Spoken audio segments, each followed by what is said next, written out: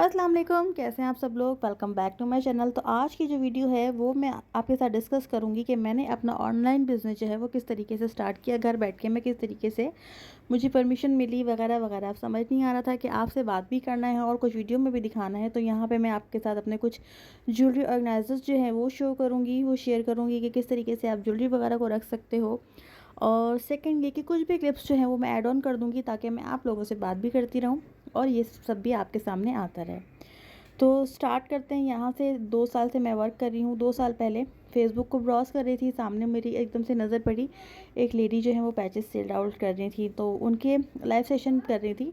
उनके लाइव पे मैंने क्लिक किया तो मुझसे क्लिक नहीं हो रहा था। ऑप्शन आ रहा था कि आप ये शॉपिंग ग्रुप जो है ज्वाइन करो, देन आप यहाँ पे ना क्लिक कर सकते हो और यहाँ पे आप इनसे जो है वो कमेंट कर सकते हो। मैंने क्लिक किया, ज्वाइन किया।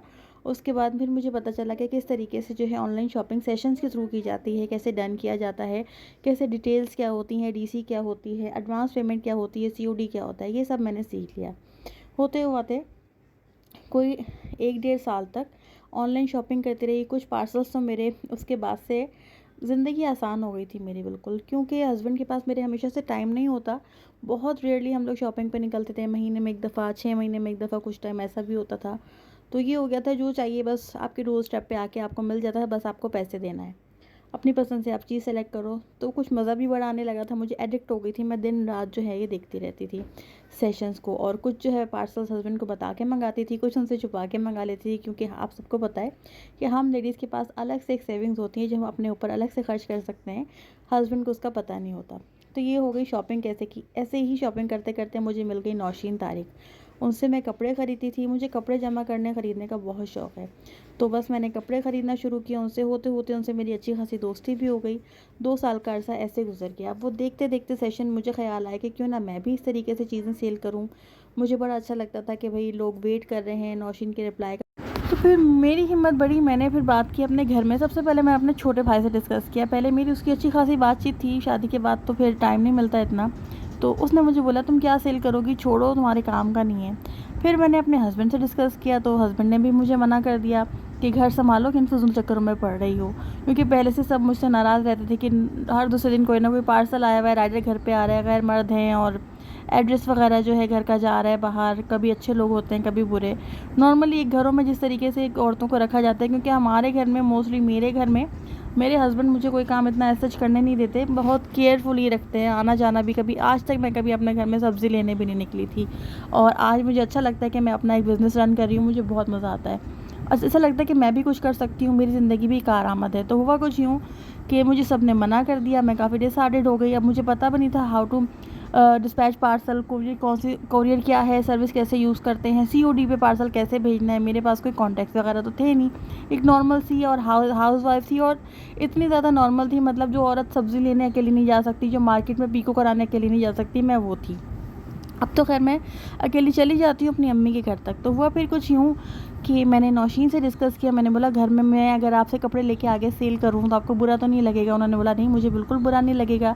मैंने बोला प्रॉब्लम ये है कि घर में कोई मुझसे मतलब राज़ी भी नहीं है, क्योंकि राइडर का इशू हो रहा है और किस तरीके से पार्सल वगैरह होंगे। तो उन्होंने मुझे गाइड किया कि तुम काम करो, राइडर मैं तुम्हें दे दूँगी, उसकी तरफ से तुम परेशान मत होना। और कोरियर कंपनी का भी उन्होंने मुझे प्रोसेस सारा बताया कि इस तरीके से होगा। तो कोरोना चल रहा था, लॉकडाउन था, काफ़ी बोरियत भरी ज़िंदगी थी। मेरा छोटा बेबी भी मुझे भी पैदा हुआ था, लेकिन वो इतना तंग नहीं करता था मुझे, सोते ही रहता था, खाना बनाया और बैठ गया, कि ज़्यादा काम नहीं होता था। तो बस फ्री थे, बैठे बैठे अचानक से मेरे दिमाग में क्लिक हुआ। मेरी बेटी और मैंने ग्रुप से एक लाइव सेशन जो है छोटी बेटी को साथ बिठा के हमने किया लेसिस और पैचेस का। और अमूमन मेरे पास कपड़े जमा होते हैं, जब किसी को देना लेना हो तो मैं घर से ही निकाल के दे देती हूँ। और पैचेस वगैरह भी, मैं सिलाई बहुत, मतलब शौक़ था मुझे सिलाई करने का। अब तो काफ़ी कम हो गई सारी चीज़ें, तो मुझे कुछ ना कुछ करने की आदत थी। खैर मैंने वो सेशन किया, विदाउट वॉइस किया, बस लोग आए भी, कमेंट्स भी आए। तो ऐसा होते हमें बड़ा मज़ा आया कि भाई लोग हमसे चीज़ के प्राइस पूछ रहे हैं। और हमने वो सेशन जो है वो किया और देखा, थोड़ी देर उसको डिलीट कर दिया। उसके नेक्स्ट डे फिर नौशीन से बात की तो नौशीन ने बोला तुम सेशन करो। फिर दूसरे दिन मैंने जो है ना अपने ही घर से कपड़े निकाल के, जो रखे हुए थे मेरे ख़रीदे हुए अपने घर में पहनने के लिए, जो मैंने ख़रीद के रखे थे, वो निकाला और उसके ऊपर लाइव सेशन किया। माशाल्लाह से सेशन देख देख के मुझे बोलना बहुत अच्छी तरीके से आ गया था। और फर्स्ट ही सेशन था मेरा और मुझे माशाल्लाह से 2 ऑर्डर्स मिले।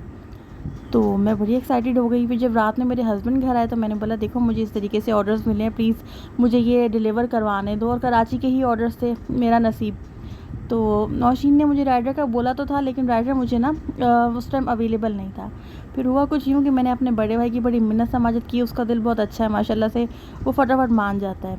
तो उसकी मिन्नत समाजत की और वो गया और उसने मेरा पहला पार्सल जो है वो डिलीवर किया। मंजूर को मैंने बोला कि मुझे 700 रुपीज़ प्रॉफिट आ रहा है 2 पार्सल्स का, लेकिन एक पार्सल मेरा कैंसिल हो गया था।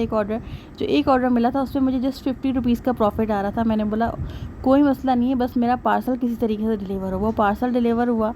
उसके बाद जो 50 रुपये मेरे पास आए उसकी खुशी की इंतहा नहीं थी कि मैं भी कुछ कर सकती हूँ। स्टार्टिंग में थोड़ी सी प्रॉब्लम मुझे हुई कि क्योंकि काफ़ी लोग मुझे जानते नहीं थे। नई सेलर से लेने के लिए लोग थोड़ा आगे पीछे होते हैं कि कहीं कोई फ्रॉड ना हो, 19-20 ना हो। तो शुरू में मैंने एक फ़ेक आईडी बना के ऐसे एक्सचेंज करना शुरू किया कि ख़ानदान वाले देखेंगे तो क्या सोचेंगे और लोग क्या सोचेंगे, किसी को पता नहीं चलना चाहिए। फिर होते होते जब पार्सल जाने लगे तो नौशीन ने बोला देखो अपनी आईडी से काम करो, अपनी आईडी को अपना पेज बनाओ और जब काम कर रही हो तो तुम खुल के काम करो, तुम्हें डरने झिझकने की कोई ज़रूरत नहीं है। बस फिर वहाँ से सिलसिला शुरू हो गया। कपड़ों से फिर बैग के ऊपर आ गई। बैग इसलिए कि बैग पे व्यूज़ थे। स्टार्टिंग में तो कोई कुछ लेता भी नहीं था, तो फेक डन खुद ही करवाना पड़ता था दूसरे फ़ोन से। लेकिन अब माशाल्लाह से अल्हम्दुलिल्लाह लोग मुझे जानते हैं, अच्छे खासे कस्टमर्स हैं मेरे, और लोगों को पता है कि निदा मंजूर एक नाम है, यहाँ से जाके आपको ये चीज़ लेनी है, इनकी ये प्राइस होती है, इनकी ये क्वालिटी होती है, रिव्यूज़ देते हैं, तो बड़ा अच्छा लगता है। तो उसके बाद मुझे ऐसा लगता है कि जब मैं एक नॉर्मल सी हाउसवाइफ अपने घर से बैठ के एक बिज़नेस रन कर सकते हैं, कुछ अर्निंग कर सकती है, अपना नाम बना सकती है, माशाल्लाह आप लोग जानते हैं तो अच्छा लगता है बहुत।